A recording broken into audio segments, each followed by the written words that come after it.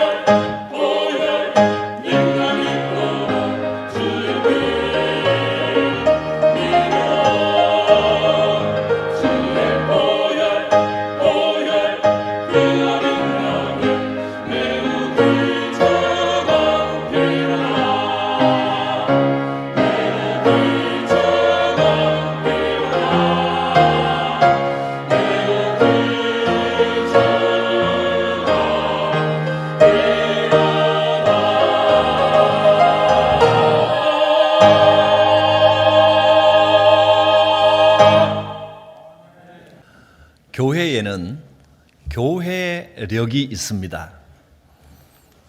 성도들의 균형 있는 신앙 생활을 위해서 일반적인 이 달력 말고 교회력을 정해놓은 겁니다. 교회력은 우리가 신앙 생활 하는 것이 너무 한쪽으로만 치우쳐지지 않도록 신앙의 여러 가지 주제들을 한 해 동안 골고루 묵상하면서 지키게 하기 위해서 제정해 놓은 겁니다. 태양력은 1월부터 시작하고 또 음력도 있고, 그런데 교회력은 한 해의 시작이 태양력으로 11월 말쯤에 시작합니다.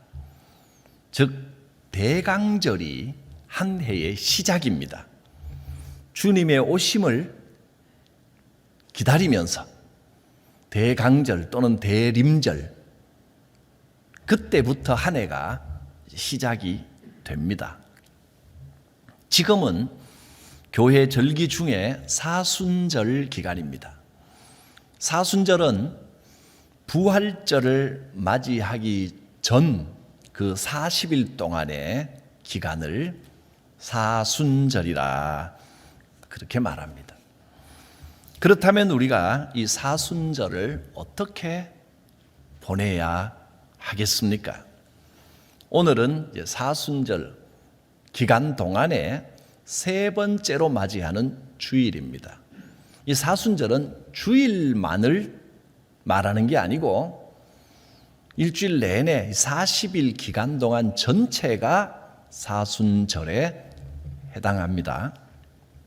사순절은 무엇보다도 우리가 이 세상 살면서 나도 모르게 세상적이고 육신적인 욕망에 이끌려 살았다면 그런 것들을 깊이 돌아보고 잘못된 것들을 벗겨내고 정결하게 하는 영성훈련, 정결훈련의 기간으로 삼아야 됩니다.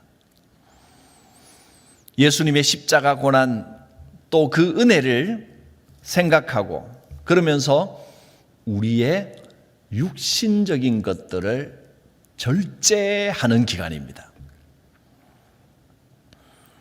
세상적인 것들을 많이 내려놓고 절제하고 또 죄를 회개하고 경건한 삶을 사는 영적 훈련을 하는 겁니다.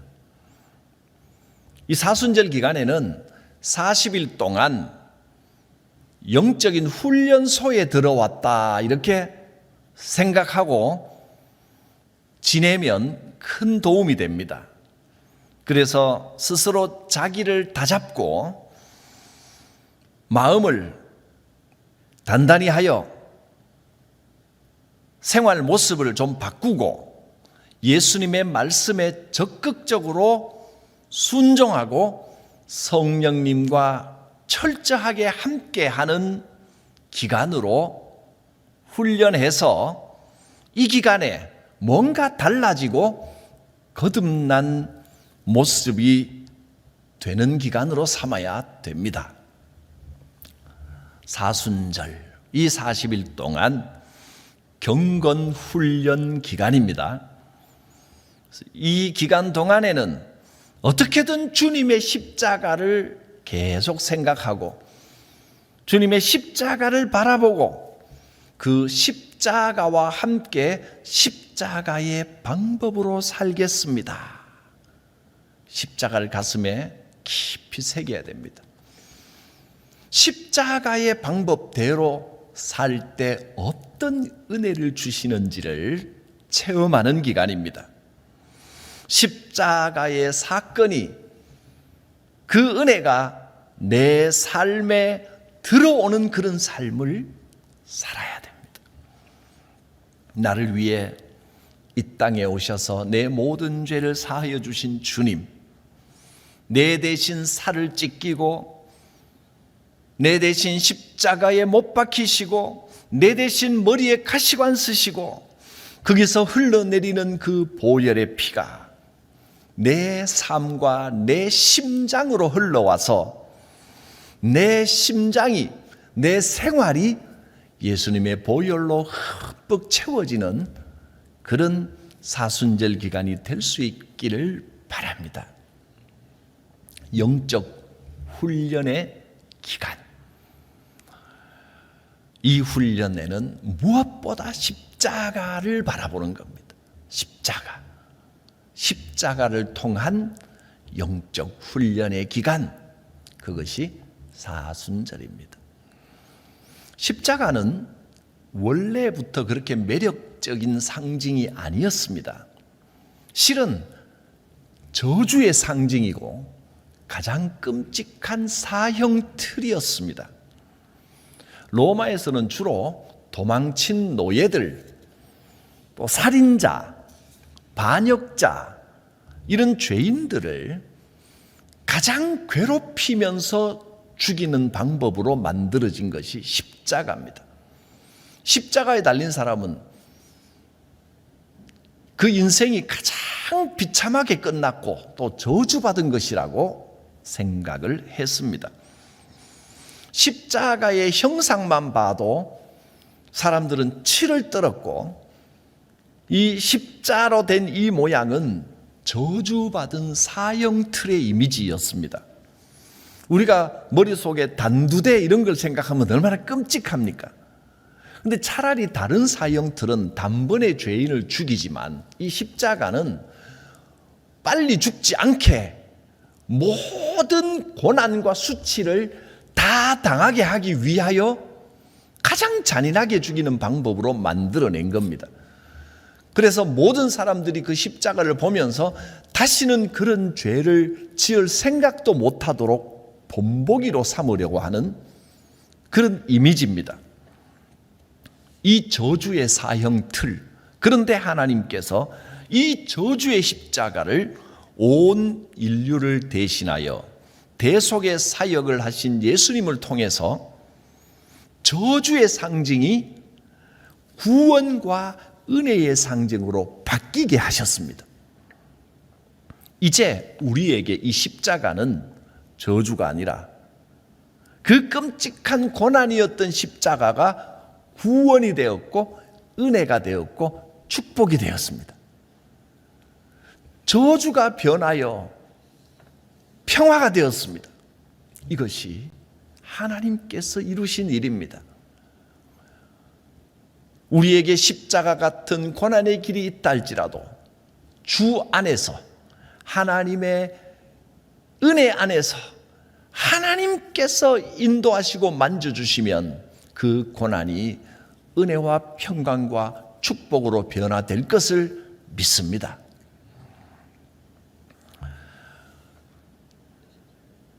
유대인 종교 지도자들과 로마 총독인 빌라도 사이에는 서로 어떤 정치적인 이해관계도 얽혀 있고 또 이 권력을 가지고 서로 밀고 당기는 묘한 관계가 좀 있습니다. 그래서 빌라도가 예수님을 십자가에 못 박으면서 그 머리 위에 죄명을 붙인 패를 붙이기를 뭐라고 썼냐 하면 19절 20절에 보면 빌라도가 패를 써서 십자가 위에 붙였는데 이렇게 썼습니다. 나사렛 예수 유대인의 왕이라, 이렇게 썼습니다. 유대인의 왕, 나사렛 출신 예수, 유대인의 왕이라고 썼습니다. 이 글을 모든 사람이 다 읽을 수 있도록 로마 글자로, 그리고 유대인들의 글씨인 히브리 말로, 또 그 당시에 일반적으로 통용되던 그리스어, 즉 헬라어로 세 가지 언어로 다 써서 붙였습니다. 누구든지 읽을 수 있도록, 모든 사람이 볼 수 있도록 유대인의 왕이라 이렇게 만방에 선포하는 결과를 가지고 왔습니다. 빌라도가 어떻게 이런 글을 썼을까? 왜 이렇게 썼는지 명확한 건 알 수 없지만 빌라도가 예수님을 만나보니까 이 사람 참 대단하다 라고 생각했는지 유대인 종교 지도자들에게 정치 종교적인 문제를 얽혀서 사형을 당하지만 이 사람이 보통이 아니구나, 보통 사람이 아니구나 하는 마음이 빌라도에게 들었는지 아니면 유대인들 보라고 일부러 썼는지 명확한 걸 다 알 수는 없지만 아무튼 결과는 이렇게 됐습니다. 유대인의 왕이라는 선명한 글씨로 각국의 글씨 모든 사람이 읽을 수 있도록 선포된 것입니다. 유대인들은 빌라도에게 따졌습니다. 21절과 2절에 보면 유대인의 대제사장들이 빌라도에게 와서 따지기를 왜 유대인의 왕이라고 썼느냐? 자칭 유대인의 왕이라고 써야 한다. 자칭이라는 말이 들어가면 거의 사기꾼이라는 이야기입니다. 가짜라는 이야기입니다. 자칭이라고 써야 된다. 그랬지만 빌라도는 고집합니다. 내가 쓸 것을 썼다. 저게 맞다. 저렇게 쓰는 게 옳다. 딴소리 하지 마라. 이렇게 잘랐습니다. 하나님의 오묘한 섭리 가운데 예수님이 십자가에 달려 죽으시면서 유대인의 왕이라고 분명하게 기록되는 결과를 가지고 왔습니다. 유대인 혈통으로 태어나셨지만 우리 주님은 실은 우리 모든 인류의 왕으로 오신 것입니다. 십자가에서부터 그 사실이 선포되게 하셨습니다. 예수님은 우리의 왕이십니다. 그렇지만 예수님이 세상 위에 군림하는 왕이 아니라 백성들을 죄악에서 구원하고 백성들을 푸른 초장으로 이끄는 평화의 왕이요 섬김의 왕으로 오셨습니다. 여러분에게 예수님은 어떤 분이십니까? 여러분의 인생의 예수님은 누구십니까? 십자가에 달리신 이 예수님이 실제로 여러분의 삶의 주인이 되시고 왕이 되고 계십니까? 이 사순절에 우리는 이 고백을 다시 한번 명확하게 해야 합니다. 예수님께서 나의 왕이십니다. 예수님께서 내 삶의 주인이십니다. 예수님께서 우리의 삶 전체를 다스리고 이끌어 주시도록 우리의 삶이 주님의 말씀대로 사라지고 주님께서 보여주신 그 본을 따라가도록 우리의 삶을 주님께 내드릴 수 있어야 합니다. 지금까지는 스스로 내가 주인 노릇하고 살았지만 이제부터는 예수 그리스도를 삶의 진정한 주인으로 왕으로 인정하고 주님의 뜻을 따르고 주님의 뒤를 따르겠습니다 하고 다짐하고 결단하는 기간이 사순절 기간입니다. 주님이 나의 왕이십니다. 예수님을 왕으로 모시기 위해서 반드시 있어야 될 것이 뭐냐 하면 자기를 부인하는 과정입니다. 자기 부인. 본문 17절에 보면 예수께서 자기의 십자가를 지시고 했습니다. 예수님은 예수님께 주어진 예수님이 져야 할 그 십자가를 지셨습니다. 너무 괴롭고 힘든 길이었지만 십자가를 지기 전에 기도하시면서 너무나 무거운 마음과 두려움도 있고 그래서 그 마음이 짓눌렸지만 할 수만 있다면 이 잔이 내게서 지나가게 하시기를 기도했지만 그러나 아무리 괴롭고 힘들고 두려워도 자기가 져야 할 자기의 십자가이기에 나의 원대로 마옵시고 아버지의 원대로 하옵소서 하면서 자기의 십자가를 지셨습니다. 예수님께서 친히 짊어지신 그 십자가가 구원의 역사를 이루었듯이 이제 우리들 각자에게도 여러분 각 사람에게 주어진 자기의 십자가가 있습니다. 내가 짊어져야 할 사명의 십자가, 내가 지고 예수님의 뒤를 따라가야 할 그 십자가, 그 십자가를 지기 위해서 반드시 있어야 할 과정이 자기를 부인하는 것입니다. 마태복음 8장 34절 말씀, 누구든지 나를 따라오려거든, 예수님을 따라가려면 자기를 부인해야 한다. 그리고 자기 십자가를 지고 나를 따를 것이니라. 우리는 예수님의 십자가를 바라보며 내게 주어진 사명의 십자가, 비록 그것이 힘들고 어렵고 고통스럽더라도 나의 십자가를 지고 주님을 따르는 십자가의 사람들이 되어야 합니다. 나의 십자가, 나의 십자가. 그 십자가가 쉽지는 않을 것입니다. 너무너무 힘들고 무거워서 마음이 짓눌릴 것 같을 것입니다. 그런데 주님께서 앞서 가시고 자기 십자가를 지고 따라가는 그 길은 분명히 좁은 문이고 좁은 길입니다. 그 길은 길이 협착하여 사람들이 그 길로 가기를 원치 않습니다. 멀리서 보면 너무너무 힘들어 보입니다.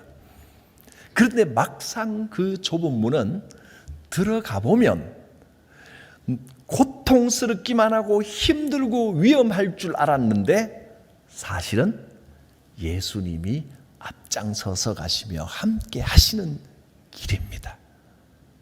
힘들어 보여도 어려워 보여도 그런데 보람이 있고 기쁨이 있고 위로가 있는 길입니다. 주님께서 함께 하시기 때문입니다. 사람들은 넓은 길을 좋아합니다. 넓은 문으로 들어가서 넓은 길로 가기를 원하고 다 그리 가려고 하지만 사실은 넓은 길은 편안해 보이는데 재미도 없고 심심한 길입니다. 허무한 길입니다. 그 끝에는 아무 보람도 의미도 없고 허망함만이 남는 길이 넓은 길입니다. 자기 십자가, 힘들고 어려워도 나에게 주어진 이 사명의 십자가를 지고 주님과 동행할 수 있는 복된 삶이 되시기를 바랍니다. 이 사순절 기간에 나를 내려놓고 나를 부인하고 주님의 뒤를 따르겠습니다. 나의 십자가를 지고 가겠습니다. 이 결단을 하셔야 합니다. 우리가 예수님을 믿는 것은 예수 믿어서 어떻게 하려고 예수 믿습니까? 남들보다 예수 믿어서 남들보다 더 성공하고 남들보다 더 부자 되고 남들보다 더 잘 살기 위해서 예수 믿습니까? 예수님께서 나를 위하여 십자가를 지신 것은 내가 세상에서 남들보다 더 잘 나가게 하기 위해서 십자가를 지신 것이 아닙니다. 예수님의 십자가는 그 십자가의 은혜로 내 죄가 씻어지고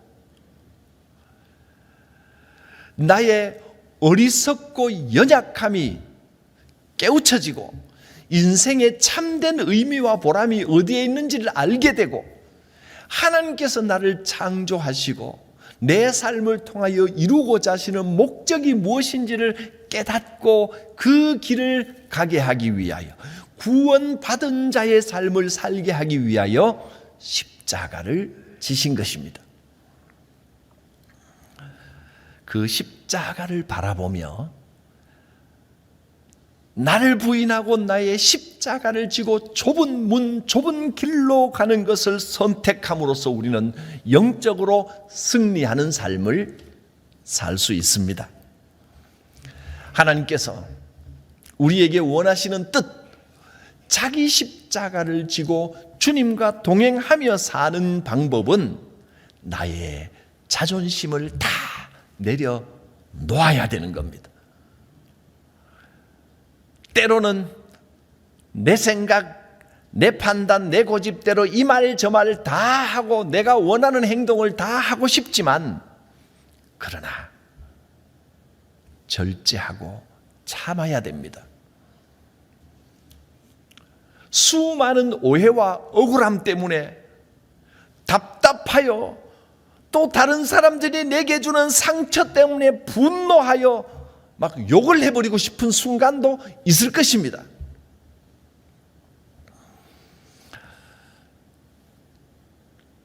주님과 함께하는 십자가의 길은 주님처럼 한 번 더 낮아지고 한 번 더 나를 내려놓고 한 번 더 나를 무너뜨리고 한 번 더 용서하고 한 번 더 받아주고 품어주고 한 번 더 안아주고 그렇게 살아가야 합니다. 그것이 십자가의 길입니다. 왜냐하면 주님께서 나를 위하여 그렇게 하셨기 때문입니다. 지금도 우리 주님은 이 죄인을 한 번 더 용서하시고 한 번 더 받아주시고 또 품어주시고 또 품어주십니다. 나의 죄악됨과 완악함을 끝까지 기다려 주셨습니다. 여러분, 십자가의 사람들이 되십시오. 좁은 문, 좁은 길, 힘들어 보이고 어려워 보이지만 그러나 두려움 없이 그 십자가의 길을 선택하는 사람들이 되십시오. 분명히 그 좁은 문, 좁은 길 안에 진정한 은혜가 있고 축복이 있고 삶의 참 의미가 이것이로구나 하는 보람을 느끼고 깨닫게 될 것입니다. 지지 않으려고 애쓰는 인생 되지 말고 저줌으로써 결국에는 승리하는 사람이 되시기를 바랍니다. 그것이 십자가의 방법이고 십자가의 길이고 십자가의 사람들이 살아가는 법입니다. 내가 한 번 더 수고하고 내가 한 번 더 희생함으로써 모두를 복되게 하는 인생. 어쩌면 늘 져주고 양보하는 이런 우리의 모습이 지금 당장에는 참 미련하고 어리석고 바보스러워 보일지도 모릅니다. 자존심도 상하고 때로는 정말 무기력한 사람처럼 보이고 그렇게 보일지 몰라도 십자가의 도는 그렇게 해서 내가 희생하고 내가 져주고 내가 한 번 더 참고 내가 한마디 좀 덜하고 그럼으로써 이기려고만 하는 사람을 부끄럽게 만드는 방법입니다. 십자가의 방법, 십자가의 도가 세상적인 방법으로 이기려고만 하고 높이 오르려고만 하는 사람들을 부끄럽게 하고 문제를 사실상 실제로 해결하는 가장 강력한 방법입니다. 고린도전서 1장 18절은 이렇게 선언하십니다. 십자가의 도가 멸망하는 자들에게는 미련해 보입니다. 그러나 구원을 받는 우리에게는 하나님의 능력이 됨을 믿습니다.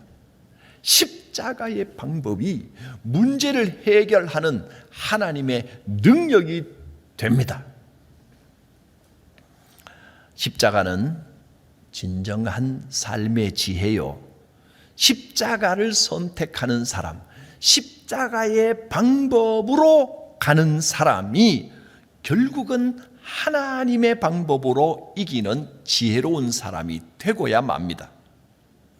여러분은 그리스도인입니다. 십자가에 달리신 예수님을 믿고 따르는 사람들입니다. 그리스도인은 십자가의 사람이 되어야 합니다. 그렇기에 자기를 부인하고 내게 주어진 이 십자가를 지고 주님을 따르는 삶을 살아가기를 바랍니다. 이 사순절에 오늘 말씀을 통하여 사순절을 지키는 세 가지의 말씀을 드렸습니다. 첫째는 영적 훈련 기간으로 삼아 무엇보다 정결한 삶의 연습을 많이 하시기를 바랍니다. 두 번째로는 예수님이 나의 주인이요 왕이심을 철저하게 고백하는 기간으로 삼으시기를 바랍니다. 세 번째는 자기를 부인하고 자기 십자가를 지고 사명의 십자가를 지고 희생하고 양보하는 훈련을 하는 기간으로 삼으시기를 바랍니다. 사순절의 은혜를 충만히 누리시기를 주의 이름으로 축복합니다. 기도합니다. 거룩하신 하나님, 어리석고 완악한 우리를 택하여 사랑하여 주시고 하나님의 백성으로 살아가게 하심을 감사합니다. 이 사순절 기간에 더욱더 정결하게 하시고 내가 주인된 삶을 다 내려놓고 나를 부인하고 오로지 예수님이 내 삶의 왕이심을 고백하며 하나님의 방법대로 십자가의 사람으로 살게 하여 주시옵소서. 내게 주어진 십자가, 이 사명의 십자가를 담대하게 지고 갈 때에 좁은 길의 기쁨과 좁은 길의 보람과 좁은 길의 참된 의미를 깨닫고 누리게 하여 주시옵소서. 예수님의 이름으로 기도드립니다. 아멘.